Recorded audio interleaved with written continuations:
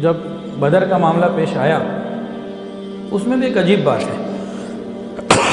وہ زمانہ ایسا تھا کہ ہر آدمی کہیں بھی جاتا تھا تو ایک تلوار اس کے پاس ہوتی تھی، اس کی پرمیشن ہوتی تھی. امن کے زمانے میں بھی کہیں بھی تلوار ہر آدمی رکھتا تھا. بچے کھیلتے تھے تیر تلواروں سے، حتیٰ کہ صلح حدیبیہ کے وقت نبی علیہ السلام جب عمرہ کرنے گئے تب بھی تلواریں سب کے پاس تھیں. ایک ایک تلوار سب لے کے گئے تھے. یہ ایک روٹین تھی اس زمانے کا، ایک عام کلچر تھا. لیکن بدر کے میدان میں کیا آپ نے سنا ہے؟ کافر 1000 سب کے پاس تلواریں، مسلمان 313 صرف 2 تلواریں. ایسے ماحول میں جب عام سفر میں بھی بندہ تلوار ساتھ رکھتا تھا، یہ بڑا عجیب معاملہ ہے کہ 313 کے بعد تلوار ہی نہ ہو، صرف 2 تلواریں. یہ کیا تھا؟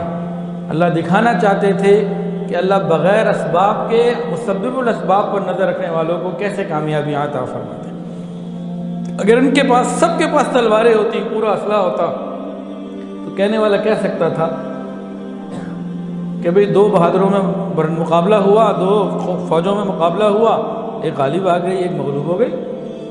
لیکن مقابلہ اتنا فرق کر دیا کہ یقین آ جائے کہ یہ اللہ کی مدد کے بغیر کامیابی ہو ہی نہیں سکتی. صحابہ فرماتے ہیں کأنما یساقون الی الموت وہم ینظرون. قرآن میں اللہ نے نقشہ کھینچا کہ صحابہ کہنے لگے ہمیں ایسا لگتا تھا جیسے ہمیں موت کے اندر دھکیل دیا گیا، موت کے منہ میں موت کے کنویں میں ڈالا جا رہا.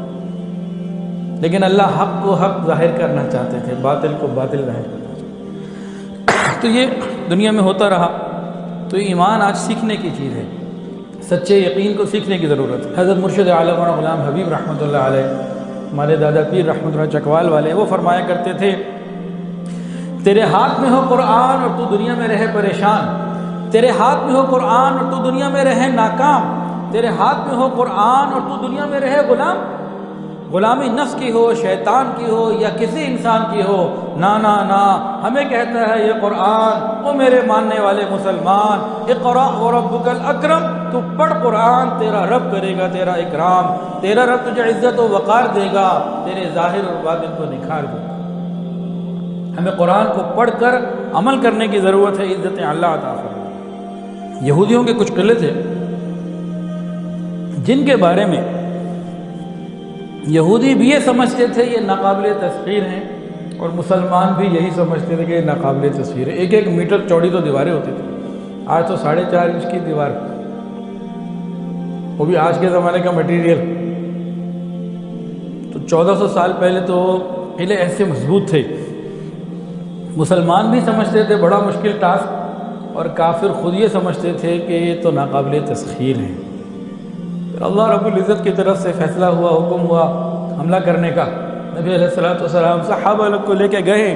قرآن میں اللہ نے نقشہ کھینچا ہے هو الذي اخرج الذين كفروا من اهل الكتاب من ديارهم لاول الحشر ما ظننتم ان يخرجوا. تمہیں گمان ہی نہیں تھا کہ تم انہیں نکال سکو گے. وظنوا انهم مانعتهم حصونهم من اللہ. وہ خود بھی یہ سمجھتے تھے کہ یہ قلعے اللہ کے راستے میں رکاوٹ بن جائیں گے، کوئی انہیں فتح نہیں کر سکتا. لیکن اللہ کی قدرت کو سنیے، اللہ فرماتے ہیں فَآتَاهُمُ اللَّهُ مِنْ حَيْثُ لَمْ يَحْتَسِبُوا. اور اللہ وہاں سے آیا جہاں سے ان کو گمان بھی نہیں تھا. کافر کہتے تھے یہ ناقابل تسخیر، مسلمان بھی یہی سمجھتے تھے. وہ سمجھتے تھے کہ یہ قلعے اللہ کے راستے میں رکاوٹ بنیں گے. اللہ فرماتے ہیں فَآتَاهُمُ اللَّهُ لَمْ يَحْتَسِبُوا. اللہ وہاں سے آیا جہاں سے کسی کو گمان بھی نہ تھا. وَقَذَفَ فِي قُلُوبِهِمُ الرُّعْبَ. اللہ رب العزت نے ان کافروں کے دلوں میں ایمان والوں کا رعب ڈال دیا. گھر بیٹھے اتنے بڑے محفوظ قلعوں کے اندر ان کے دلوں میں رعب آ گیا کہ جہاں جاتے ہیں فتح ان کا مقدر ہو جاتی ہے. ادھر بھی آ گئے تو ہمارے لیے زیادہ نقصان ہوگا، پہلے ہی بھاگو. اللہ فرماتے ہیں یخربون بیوتہم بایدیہم وَأَيْدِي الْمُؤْمِنِينَ. اپنے ہی ہاتھوں سے اپنے گھروں کو خراب کرنے لگے، اور مومنین نے ان کی مدد کی ان کے بھاگنے میں. اور آگے اللہ فرماتے ہیں فَاعْتَبِرُوا يَا أُولِي الْأَبْصَارِ. اے آنکھیں والو عبرت حاصل کرو. اللہ جب چاہتے ہیں ایسے قلعوں والوں کو اور ایسے ناقابل تسخیر قلعوں والوں کو ذلیل کر کے نکال دیتے ہیں.